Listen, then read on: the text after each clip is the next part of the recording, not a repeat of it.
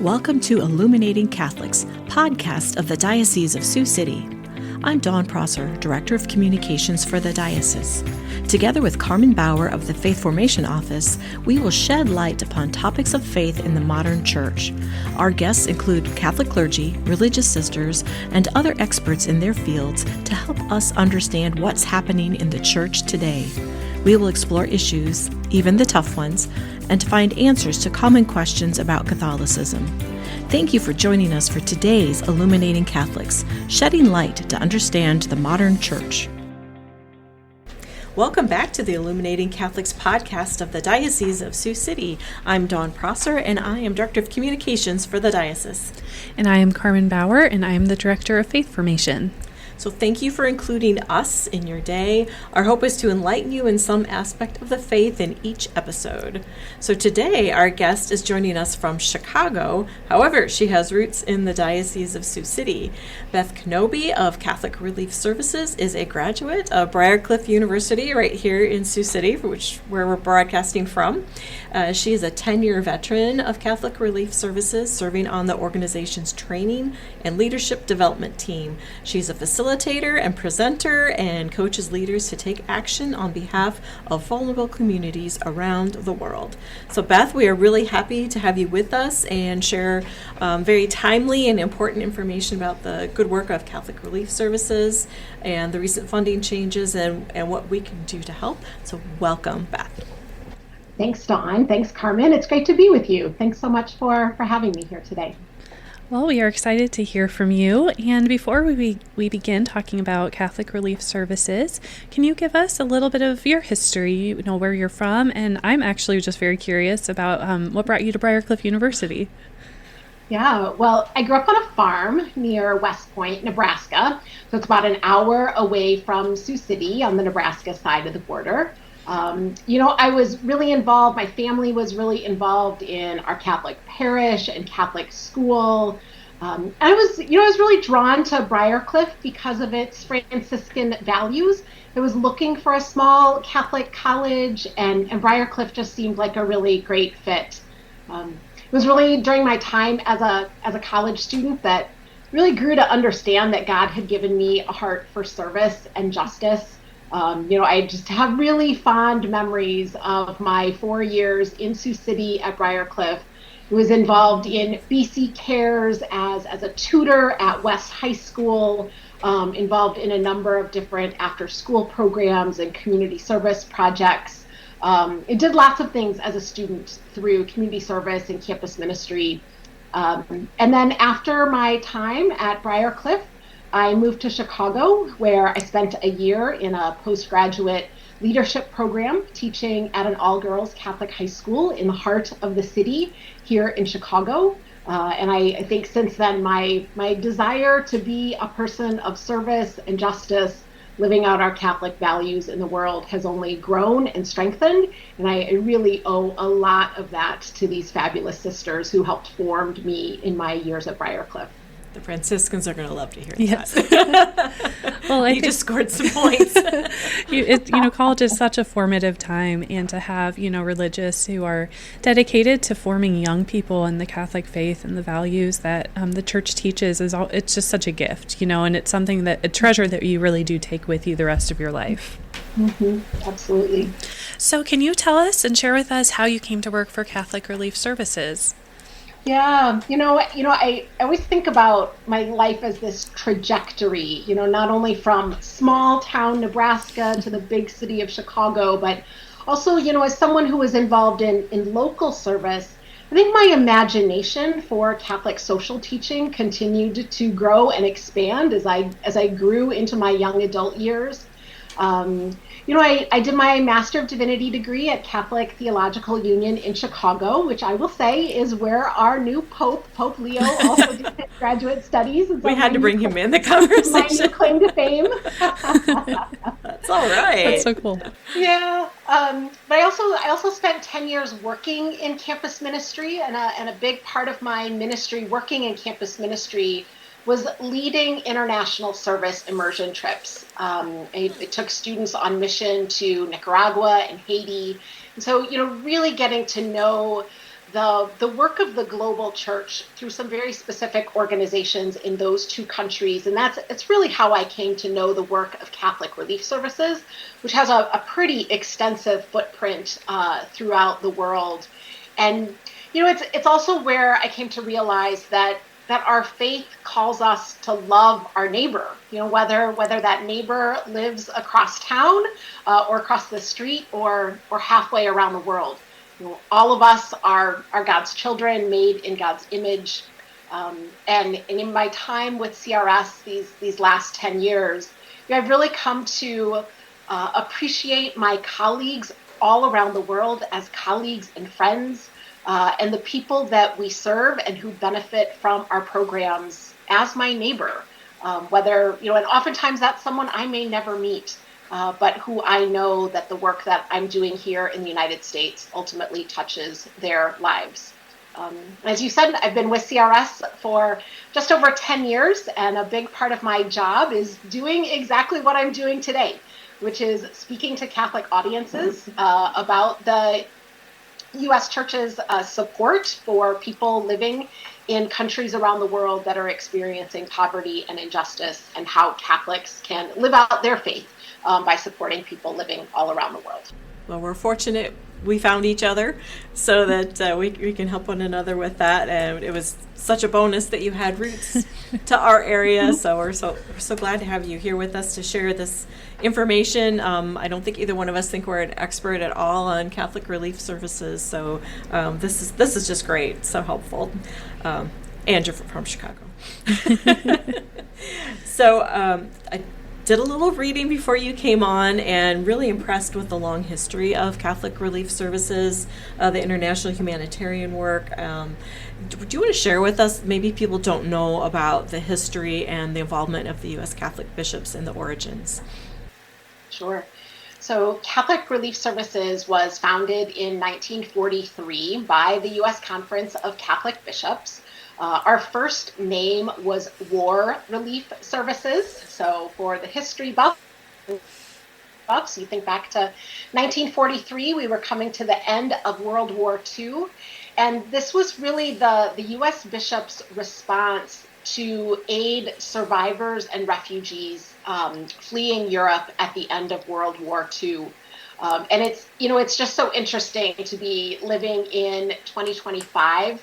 And the plight of migrants and refugees is still very present in our newsreels, in our churches, in our conversations. And so that is where CRS has its roots, and that work continues. But that work has also evolved. Initially, Catholic Relief Services operated really as an emergency relief organization. A lot of times that was about providing direct food aid, either through direct food distribution in places that had experienced war or famine, providing things like access to clean water for people who needed it. But eventually that work also evolved, and into the 1980s and 1990s, our work really evolved to ask the question of how do we not only provide for people's immediate needs, but how do we also address some of the more systemic issues? And so, we really began to think about how do we help small-scale farmers become more effective at feeding their own families. So sometimes that's about providing farmers with access to seeds and tools and simple irrigation systems. Because at the end of the day, we believe people have a right to live and thrive in their own countries and in their own communities. And so being able to work side by side with communities to help them find solutions to the problems that they're experiencing, and really addressing those root causes to poverty and injustice. Great example of corporal works of mercy. Mm-hmm. And I wonder if back in 43, when the bishops were responding to the end of the war, if they could have envisioned this long history of the work that you've done. It's they may not, maybe they were visionaries, and could, sadly we still have situations that need to be addressed by CRS. Mm-hmm. And So prior to and we'll get to this in a minute, the funding cuts. So how far-reaching has the work been of CRS and contemporary figures? Yeah. At the start of 2025, this current year, Catholic Relief Services had staff or programs operating in over 130 countries around the world. And our programs touch nearly 200 million lives of people living in vulnerable communities. We work all across Africa, Asia, Latin America, the Caribbean, the Middle East. We work in partnership with the local church. We don't just go anywhere. We don't drop in and then drop out. We go where we're invited by the local bishop. And we're also part of the wider social ministry network of the church in the area. So oftentimes in the countries where CRS is working, that's known as Caritas, Caritas International. We know that as Catholic Charities here in the United States. And our staff often talk about going the last mile to reach people. I think it's one of the neat things about being part of this wider network of the Catholic Church around the world is that we're able to reach people because of the breadth of the church's reach, but also because of the trust that people put in us as a faith-based organization. That's a good point, especially if you're going into a new area with that long history and good reputation of the work that you do. I had not thought of that aspect of it, and having the bishop bring you in. So it's been widely reported, and we all try to get the news out, that in the secular and in the Catholic news, that the federal government has greatly cut some of the funding for Catholic relief services, and I'm not exactly sure the exact amount, but I know it's been rather significant. Can you fill us in a little bit on the actual facts of that so we don't have the wrong information out there? Sure. Yeah, as you said, we have really been impacted by the cuts to the federal budget and just the complete dismantling of U.S. international humanitarian aid. Just as a bit of background for people, Catholic Relief Services, in terms of our budget, about 35% of our budget is private funding. So that includes funding from individual donors, individual Catholics who give to us, as well as private foundations. And it also includes campaigns like CRS Rice Bowl, which is our annual Lenten faith formation and almsgiving program that so many Catholic parishes and schools participate in. But about 65% of our budget is U.S. government grants. So this is money in the U.S. federal budget that is voted and agreed upon by Congress. It is money that is specifically designated for international humanitarian assistance. And CRS and other agencies can apply for grants. So to the extent that money is available and that it aligns with our Catholic values, we apply for funding that helps promote food security programs, money that can be invested in preventing infectious disease, responding to major natural disasters like earthquakes and hurricanes and typhoons. But it's also, investment in peace building in countries that have been experiencing conflict. And as people have heard, there have just been severe cuts to this funding at a federal level.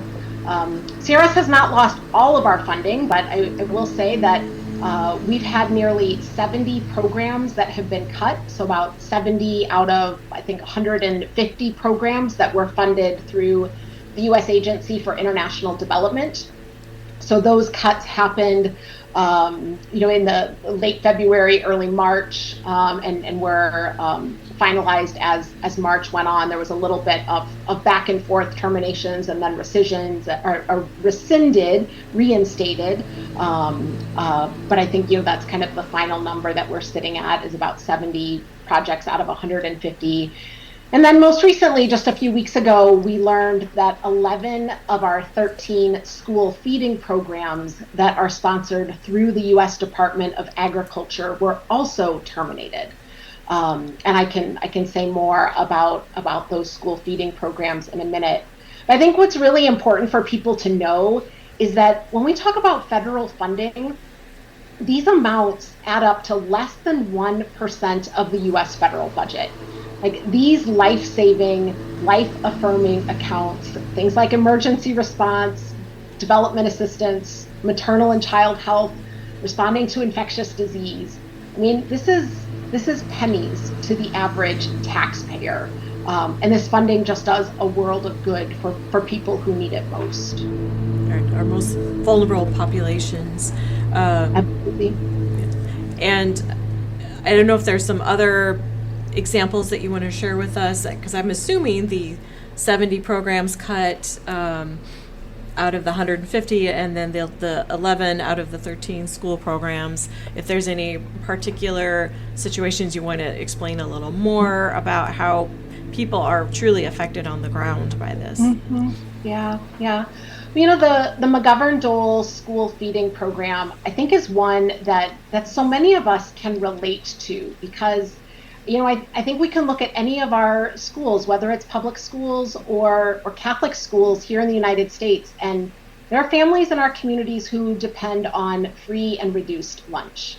And so imagine living in a place like Honduras or Guatemala or Laos or Sierra Leone, where every single child depends on a free school lunch. And that lunch is being provided through the generosity of U.S. taxpayers and U.S. commodities, is being implemented by organizations like CRS. We know for many of these kids who will walk a long distance to get to school, can't go home to eat lunch, but this is also probably their most substantial meal of the day. And we know kids learn better and can focus when their bellies are full. The other thing that CRS is able to provide is that we work with local farmers who are growing local fruits and vegetables to enhance those school meals. So when that funding gets pulled, not only are kids without the one meal that they depend on, but their parents who are small-scale farmers are also then without an income, because those schools are helping to supplement that meal with fruits and vegetables. And as I said, the actual grain and oil and that life-saving food that's being provided to kids in those countries is actually provided by U.S. farmers. The U.S. Department of Agriculture purchases U.S. commodities: corn, soybean, oil, sorghum, and that includes grain grown in places like Iowa, Nebraska, Kansas, South Dakota, that is shipped overseas to feed hungry children. So at the end of the day, not only are children in these countries going hungry, but farmers across the Midwest are also losing money and losing contracts from the U.S. Department of Agriculture, who buys local grain to send to these countries. And again, all of this for less than 1% of the total federal budget, which has just, it has long-term impacts, right? We know that a kid who's able to study and learn today not only is a good student for this year, but they also become contributing members of their community and their society and their country. Ultimately, farmers who aren't able to grow their own food in these countries have to make difficult decisions. If their kids aren't getting a meal at school, if they don't have an income, they start making difficult decisions about whether to stay or whether to leave. So it really does, something as simple as a school meal has ripple effects for an entire community. That's incredible, and I didn't equate the local farmer. They always say it's the breadbasket of the world, and they feed the world, and it's not just empty words. They're definitely assisting those in need.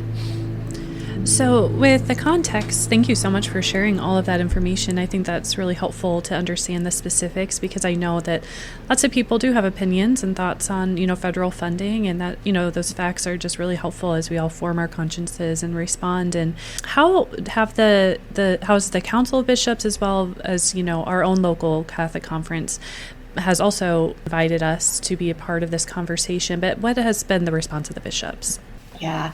The bishops have been incredibly supportive. They've certainly been following our work. CRS, as the bishop's agency, our board is 50% plus one bishops, but our board is also made up of lay people as well. But certainly the bishops on our board, those in the Office for Peace and Justice at the U.S. Conference for Catholic Bishops have been incredibly supportive. They've made it very clear to us that despite these cuts, they have no intention of CRS folding.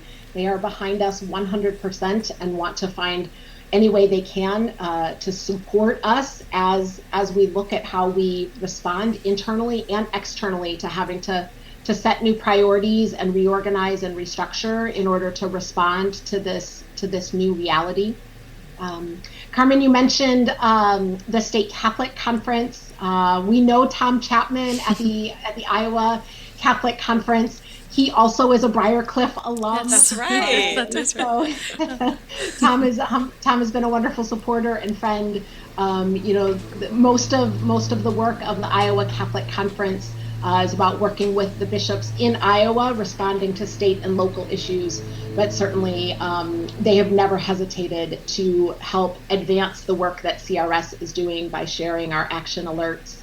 And sharing stories as well of how this work impacts people living in vulnerable contexts around the world. Yep, and those action alerts, regardless of the topic, for folks who would like to sign up, at either USCCB's website or Iowa Catholic Conference, regardless of what the issue is or what the topic is, they're just very helpful in providing you the language if you would like to contact legislators. It's usually as easy as putting in your name and clicking a button. A lot of that is drafted, and so it's a great resource and a great tool, and we certainly look to our bishops and their voices in these circumstances to guide us. But the other good news is that Catholics, we can choose to do what we want with our money. If we've been given more than we need, even with outside of that, we're always invited to give beyond. So it sounds like there has been a donor who is encouraging Catholics to give privately to CRS. So can you give us a little bit of that information? Yeah, thanks for mentioning that. We have a very generous anonymous donor who has pledged a $1 million gift to help fill some of the immediate and critical gaps that we're seeing as a result of these cuts. Some funding that will go to the places that it is needed most. And this donor offered that $1 million as a matching gift. So if people want to contribute, all of their gifts will be matched dollar for dollar up until June 30th. There's a donation link on the homepage if you go to crs.org. And I think Dawn said that you'd be able to include that in the show notes as well, yes. Wherever people are accessing this podcast today. We'll do that, and a link to the donation page, just in case you're technologically challenged. We would love to include that. Well, that's a very generous gift, and I think just a good example to all of us to, consider what we do with our resources, and that we are not allowed as Catholics to simply not be generous to others. There's a call for us to give. God has provided us with what we need, and has invited us to share those blessings with others. And as you said, our neighbors are around the globe, and it's our responsibility to help and take care of them. And I previously worked in the development world in the Catholic Church, and if you think my gift isn't very big, it is amazing how quickly they all add up. And every gift really is important. I'm just going to speak for you here. Every gift is important and will help. So we'll just put in a little plug.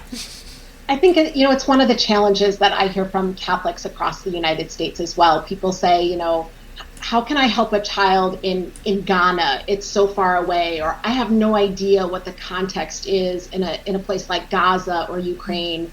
And to be able to come to Catholic Relief Services, the bishop's agency, I say to folks, if you're concerned, if your heart is torn by what's happening around the world, please just know that the church is there, and that CRS is your agency, your Catholic agency who is responding to this. And sometimes the best thing we can do is use our prophetic voice to speak to our leaders and legislators about our Catholic values and how we as Catholics think that our country ought to respond to these issues. So whether it's through advocating or donating, Sometimes that's the most practical and tangible thing we can do as Catholics living in the United States for our neighbor who we may never know or never meet, but who we know that our love and our prayers and our advocacy and fundraising will support them. So how many, I'm just thinking out loud, how many employees do you have deployed out in other countries? Yeah, so Catholic Relief Services has about 8,000 employees. And I think one thing that people don't realize is that almost all of our employees come from the countries in which we serve.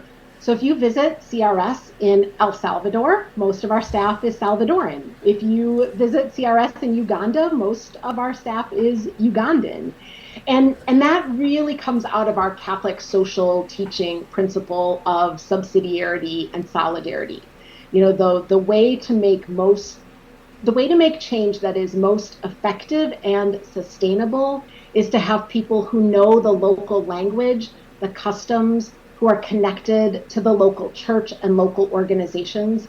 So of our 8,000 staff, I think almost 90% or more are local staff.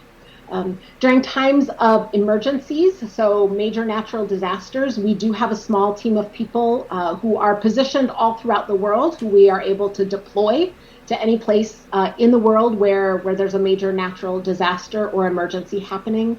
And then we do have about 500 staff here in the United States. That includes people like me who are doing outreach to Catholic communities. It includes our fundraising and development teams. It includes folks that are doing grant writing and working with our partners at the U.S. State Department and other U.S. government partners, helping to make the connections about the impact of this work. Well, the broad reach of what you do, it makes sense to have all those people and that local touch. It probably makes you so much more effective than if a bunch of people from the U.S. came in not knowing those cultural references and language and so forth. So I love that model. That's wonderful. Thanks. Is there anything that we missed that we need to check in with you about? Yeah, the one other thing that I will add is that we really depend on people in Catholic communities across the United States to help tell our story and share the story of the work that CRS is doing around the world. So if people are interested in learning more, if they want to dive deeper into our advocacy work, learn more about our overseas work, we do have teams of people all across the U.S., including a really great team in the state of Iowa.